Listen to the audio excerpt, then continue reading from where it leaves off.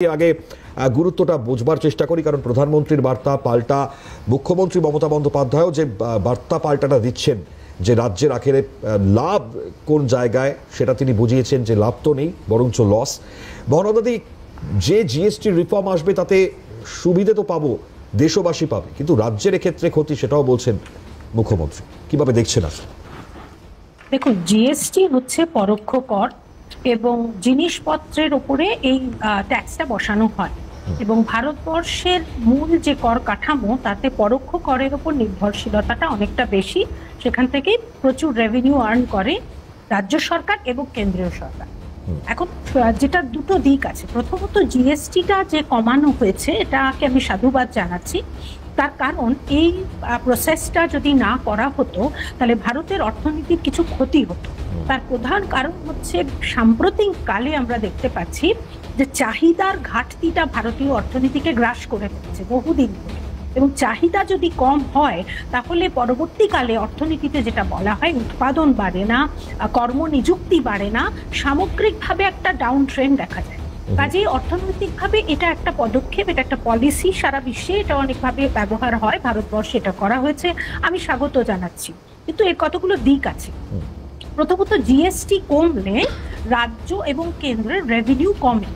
এখন কেন্দ্রের সুবিধে হচ্ছে যে কেন্দ্রের কাছে কিন্তু আরেকটা রেভিনিউ আর্নিং এর বড় দিক আছে, সেটা হচ্ছে ইনকাম ট্যাক্স, যেটা রাজ্যের কাছে নেই। এবং রাজ্যের ইনকাম আর্ন করার, রেভিনিউ জেনারেট করার যে উপায় সেগুলো খুব সীমিত। কাজে জিএসটির হার কমলে চাহিদা বাড়বে এটা আশা করা যায়, কিন্তু রাজ্যের কিছু রাজস্ব ঘাটতি কিন্তু এখানে হবে। কিন্তু সেখানে উপায় আছে, কেন্দ্র যদি এই ঘাটতির কিছুটা রাজ্যগুলোকে সহায়তা করে তবে কিন্তু রাজ্যের পক্ষে কাজ চালিয়ে যাওয়া সম্ভব হবে, না হলে কিন্তু রাজ্যের ক্ষেত্রে এটা একটু চাপের হবে, এই বিষয়ে কোনো সন্দেহ নেই।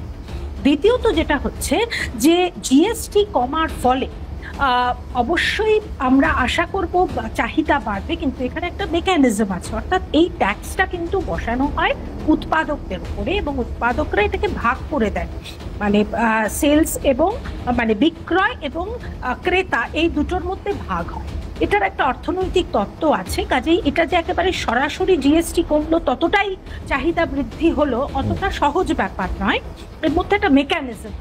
কাজেই তা সত্ত্বেও আমরা আশা করব যে জিএসটি যদি কমে, এবং অনেকগুলো ক্ষেত্রে যেটা খুব প্রয়োজন ছিল, কিছু কিছু ওষুধ, প্রাণদায়ী ওষুধ এবং তারপরেও বীমা যে সেক্টর, এগুলো থেকে কিন্তু জিএসটিটা কমানোটা মধ্যবিত্ত মানুষ, নিম্ন মধ্যবিত্ত মানুষদের জন্য দরকার ছিল।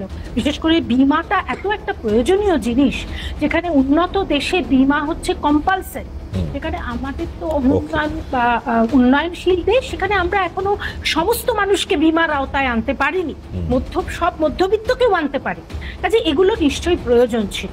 কাজে এই জিএসটি কমানোটা নিশ্চয়ই ভারতবর্ষের জন্য খুব প্রয়োজনীয় পদক্ষেপ, কারণ চাহিদা না বাড়লে একটা অর্থনীতি এগোতে পারে। তাহলে এতে তরজা হোক আমরা তো কেউ চাই না মহানন্দাদি, তাই তো? তার সঙ্গেও কিন্তু রাজ্যের যে ঘাটতিটা সেটা কিন্তু একটা পূরণের ব্যাপারও কিন্তু প্রশ্ন থেকে যাচ্ছে। একদম খুব বড় গুরুত্বপূর্ণ জায়গা। তো ঠিক এই জায়গা থেকেই মণিকাঞ্চনদা, আমি ঠিক এই জায়গা থেকেই ধরবো, কারণ এই যে টাকা কাটছে আমাদের আর প্রচার হচ্ছে ওনাদের, বাংলা না থাকলে আজ দেশ স্বাধীন হতো না। আজকে যে বক্তব্য মুখ্যমন্ত্রী মমতা বন্দ্যোপাধ্যায় রেখেছেন, এবং ঠিক এই জায়গায় জিএসটির যে কৃতিত্ব সেটা তিনি বলছেন একেবারে রাজ্যে, কেন্দ্র তার তো কোনো কৃতিত্বই নেই।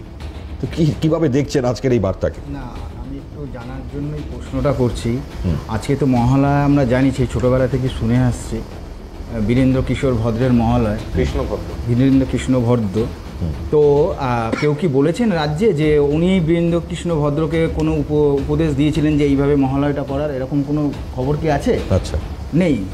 হয়তো কদিন পর বলবেন যে ওনার কথা শুনেই মহালয়ের সূচনা হয়েছে।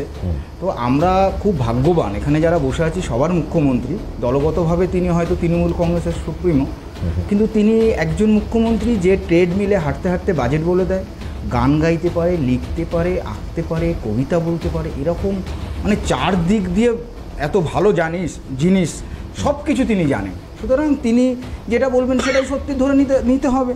কিন্তু আমার প্রশ্ন এটাই, যারা বলতো যে জিএসটি গরিবদের জন্য করতে হবে, তাহলে এখন কেন হাই উঠাস পড়ছে? দেখুন, সব থেকে বড় জিনিস যে জিএসটি করার পরে সব থেকে যে উপকৃত যারা হয়েছে যে রাজ্যগুলো, তার মধ্যে পশ্চিমবঙ্গ একটা। কারণ পশ্চিমবঙ্গের 3টে ইনকাম আছে, নিজস্ব কোনো ইনকাম বা আপনি দেখুন 21 বছর, আজকে প্রায় 11 থেকে 25 হয়ে গেল, 14 বছরে একটা বড় উৎপাদন শিল্প ম্যানুফ্যাকচারিং ইউনিট করেছে একটা? বলুন তো। আমরা সেক্টর 5 নিয়েও অনেক কথা শুনি, সেক্টর 5-এ কোথায়? ম্যাক্সিমাম কল সেন্টার, সব বড় বড় হচ্ছে, গোডাউন হচ্ছে, সব সেলসম্যানের কাজ করছে।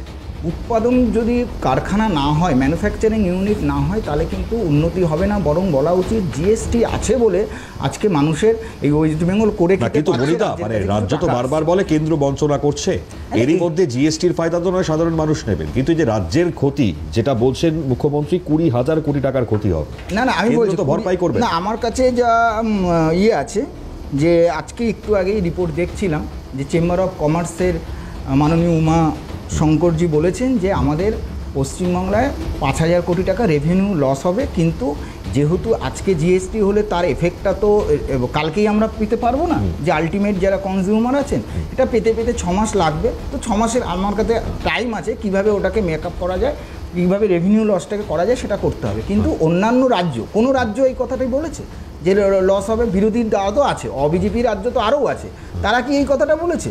একমাত্র মমতা ব্যানার্জি, যিনি বললাম না হাঁটতে হাঁটতে যিনি বাজেট বলে দেন, তার পক্ষে সব কিছু সম্ভব, তিনি অনেক কিছু বলতে পারেন না, আর সেটা আমাদের শুনতে হবে। রাজ্যের মুখ্যমন্ত্রী বলে কথা, তিনি মহালয়ার আগে দুর্গাপুজোর উদ্বোধন করে দিচ্ছেন, তো সব কিছু করতে পারেন। তো সুতরাং এতে কোনো লস নেই। কিন্তু আমার প্রশ্ন এটাই যে ভারতীয় জনতা পার্টির নেতৃত্বাধীন যে সরকার, হয়তো আমরা কম সিট পেয়েছি, 240টা সিট পেয়েছি, তার ফলে যারা করেছিল, যারা এক সময় 450 সিট পেত, তারা এমন ভান করেছিল যেন তারাই জিতেছে, নরেন্দ্র মোদী হেরে গেছে, বিজেপি হেরে গেছেন। তাদের দেখা উচিত যে কম সিট নিয়েও কারো ব্ল্যাকমেলের কাছে মাথা নত না করেও কীভাবে দেশের উন্নতি করা যায়। দেখুন, আমি 2-3টে কথা মহানন্দাদির কথাতেই আমি আসছি। যেটা বলা হলো জিএস বিমাটা সবার জন্য দরকার। আমরা একটা টার্গেট নিয়েছি যে 2047 সালের মধ্যে এই উন্নতশীল দেশ নয়, ডেভেলপিং কান্ট্রি নয়, ডেভেলপড কান্ট্রি। তো সুতরাং তোমরা এসব মাথায় ঢুকবে না, প্লিজ 2047। হ্যাঁ, এবার শোনো, তোমাদের মাথায় ঢুকবে না। তোমরা ইলেকশন ইটবালি সুরকির বাইরে তো ভাবতে পারো না। প্লিজ, না আমার মাথায় চুল নেই, প্লিজ অন্যদিকে ডাইভার্ট করো না। দেখো ব্যাপারটা বিষয় হচ্ছে, আমরা যখন একটা বাড়ি করি তখন আমরা কি ভাবি যে 5 বছর 10 বছর বা 20 বছর পর বাড়িটা নষ্ট হয়ে যাবে? ইন্টেরিয়ার করি, ওটা হয়তো শর্ট টার্মে ভাবি। অর্থাৎ আমরা যখন একটা বাড়ি তৈরি করি তখন আমরা যেমন শর্ট টার্মেও ভাবি, লং টার্মেও ভাবি। তো একটা দেশও তো কয়েক কোটি বাড়ির সমষ্টি। আমার 5 বছর 10 বছরেও যেমন সিদ্ধান্ত নিতে হবে যে এই স্টেপগুলো নিলে, আমার 50 বছর পর 100 বছর পরে কে স্টেপ নিবে সেটাও ভাবতে হবে একটা দেশের উন্নতির জন্য। আমি 2-3টে লাইন বলে আমার কথা ক্লিয়ার হয়ে যাবে। যেমন ধরো, উন্নতশীল দেশের মধ্যে দেশে সবার একটা ব্যাংক অ্যাকাউন্ট থাকবে, এটা দরকার। হ্যাঁ, আমি মানছি কিছু ক্ষেত্রে করাপশন হয়েছে, অস্বীকার করার জায়গা নেই, কিন্তু আজকে তো সাধারণ মানুষ ব্যাংক করে আছে। যারা টিভির পর্দায় এসে চিৎকার করতে, আরে দেশের মানুষ খেতে পাচ্ছে না, ডিজিটাল করে দিচ্ছে, সব পেমেন্ট ডিজিটাল করবে। আরে দেখো, সব থেকে বেশি আজকে তো গ্রামগঞ্জে চাষি যারা সবজি বিক্রি করে তাদের কাছেও ডিজিটাল কিউআর কোড রয়েছে। তারপরে সিম্পল জিনিস, যে কাজটা কাউন্সিলরদের করা উচিত ছিল, যে সবার বাড়িতে শৌচালয় হবে, সেটাও তো ভারতীয় জনতা পার্টির স্টেপ নিয়েছে।